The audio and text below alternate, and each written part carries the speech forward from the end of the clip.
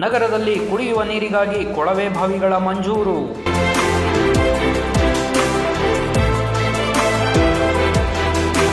ಐದನೇ ವಾರ್ಡಿನ ತಿಮ್ಮಕ್ಕ ಬಡಾವಣೆಯಲ್ಲಿ ಶಂಕುಸ್ಥಾಪನೆ. ಹೌದು, ರಾಜ್ಯದಲ್ಲಿ ಅತಿ ವೇಗವಾಗಿ ಬೆಳೆಯುತ್ತಿರುವ ನಗರಗಳಲ್ಲಿ ಚಿಕ್ಕಬಳ್ಳಾಪುರ ನಗರವೂ ಒಂದು. ಅಂತಾರಾಷ್ಟ್ರೀಯ ವಿಮಾನ ನಿಲ್ದಾಣಕ್ಕೆ ಸಮೀಪವಿರುವ ಜಿಲ್ಲಾ ಕೇಂದ್ರವಾದ ಚಿಕ್ಕಬಳ್ಳಾಪುರದಲ್ಲಿ ಜನಸಂಖ್ಯೆಯ ಜೊತೆಗೆ ಜೀವನ ವೆಚ್ಚವು ದಿನೇ ದಿನೇ ಏರುತ್ತಿದೆ. ಈ ಹಿನ್ನೆಲೆಯಲ್ಲಿ ನಗರದ ವಾಸಿಗಳಿಗೆ ಕುಡಿಯುವ ನೀರಿನಂತಹ ಮೂಲಭೂತ ಸೌಕರ್ಯವನ್ನು ಒದಗಿಸಲು ನಗರಸಭೆಯು ಕೊಳವೆ ಬಾವಿಗಳನ್ನು ಕೊರೆಸುವ ಯೋಜನೆಯನ್ನು ರೂಪಿಸಿದೆ. ಇದರ ಭಾಗವಾಗಿ 5ನೇ ವಾರ್ಡಿನ ತಿಮ್ಮಕ್ಕ ಬಡಾವಣೆಯಲ್ಲಿ ಕೊಳವೆ ಬಾವಿ ಕೊರೆಸುವ ಕಾಮಗಾರಿಗೆ ಶಂಕುಸ್ಥಾಪನೆ ಮಾಡಲಾಯಿತು.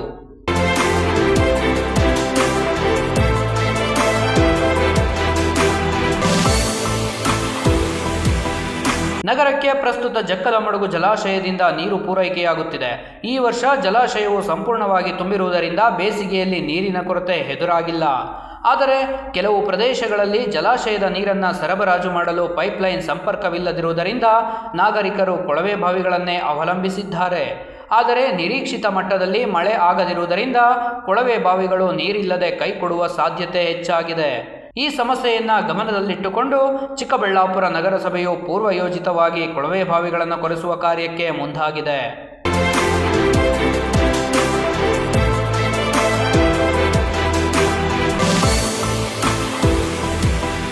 ಈ ಕಾರ್ಯಕ್ರಮದಲ್ಲಿ 5ನೇ ವಾರ್ಡಿನ ಸದಸ್ಯ ಹಾಗೂ ನಗರಸಭೆಯ ಉಪಾಧ್ಯಕ್ಷರಾದ ನಾಗರಾಜ್ ಅವರು ಭಾಗವಹಿಸಿ ಕೊಳವೆ ಬಾವಿ ಕೊರೆಸುವ ಕಾಮಗಾರಿಗೆ ಚಾಲನೆ ನೀಡಿದರು.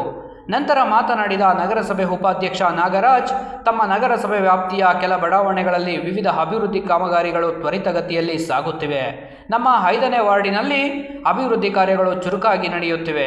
ರಸ್ತೆಗಳ ಸಿಸೀಕರಣ, ಚರಂಡಿ ವ್ಯವಸ್ಥೆ ಮತ್ತು ಕುಡಿಯುವ ನೀರಿನ ಸಮಸ್ಯೆಯಂತಹ ಮೂಲ ಸೌಕರ್ಯಗಳನ್ನು ನಾಗರಿಕರಿಗೆ ಒದಗಿಸಲಾಗಿದೆ ಎಂದು ತಿಳಿಸಿದರು.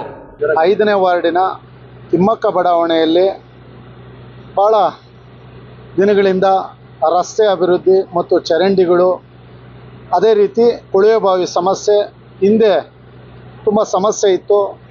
ನಾನು ಆಯ್ಕೆ ಆದಮೇಲೆ ಇಲ್ಲಿ ರಸ್ತೆಗಳ ಒಂದು ಸಮಸ್ಯೆನ ಒಂದು 80% CC ರಸ್ತೆಗಳಾಗಿ ಪರಿವರ್ತನೆ ಮಾಡಿದ್ದೀವಿ. ಇನ್ನೇನು 3-4 ರಸ್ತೆಗಳಿದೆ, ಅದು ಕೂಡ ನಮ್ಮ ಅವಧಿಯಲ್ಲೇ ಪೂರ್ಣ ಮಾಡುವಂಥ ಕೆಲಸ ಆಗುತ್ತೆ. ಅದೇ ರೀತಿ ಚರಂಡಿಗಳ ಸಮಸ್ಯೆ ಇತ್ತು, ಅದನ್ನು ಕೂಡ ನಿವಾರಣೆ ಮಾಡಿದ್ದೀವಿ.